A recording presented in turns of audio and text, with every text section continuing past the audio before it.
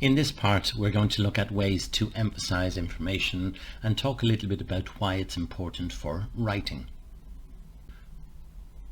The main reason for using emphasis is that it allows us to focus on a particular piece of information that we are writing, and we can do this in a number of different ways.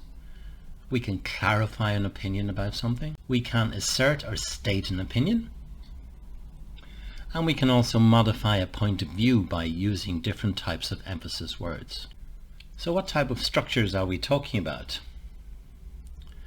There are a number of ways we can do this. The first way is by using auxiliary verbs, where we can emphasize an opinion about something by adding in the auxiliary. We can also move the information around, for example, by choosing an active or a passive structure to communicate ideas about something. And there are a number of special structures that we can use to emphasize information. And here are two examples which we will look at in more detail. And then finally we have what's known as referencing, where we refer back to other parts of the text. And we can see with our example here that this refers to the word ability, perhaps from a previous sentence or perhaps from a previous paragraph. Two ways to do this, and we've just seen examples of it, are what are called fronting and inversion. So what exactly are these? Fronting uses certain types of initial structures at the beginning of the sentence to focus on certain types of information. And we can see some examples here using what. We can also use it at the beginning of a sentence, and like what, it helps to emphasize the information that's coming immediately after. Inversion is used after certain structures in English which have a more negative meaning. And what happens is that the verbs become inverted in the sentence.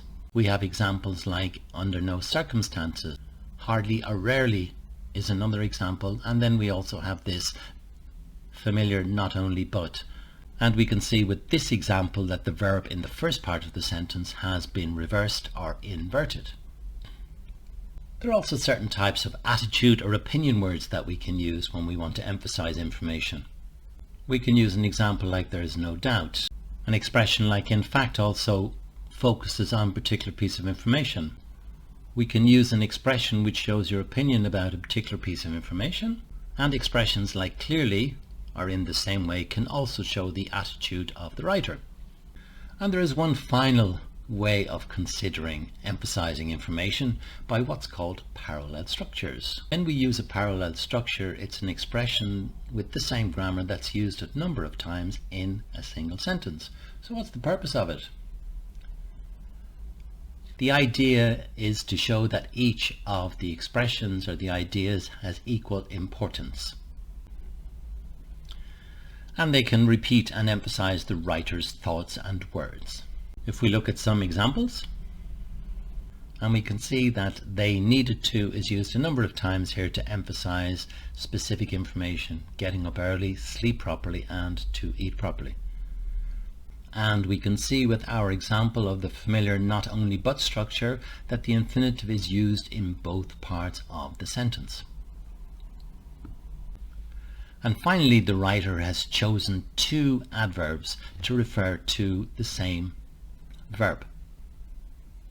Emphasis can be a good way to improve your writing and also to communicate your ideas more clearly to the reader.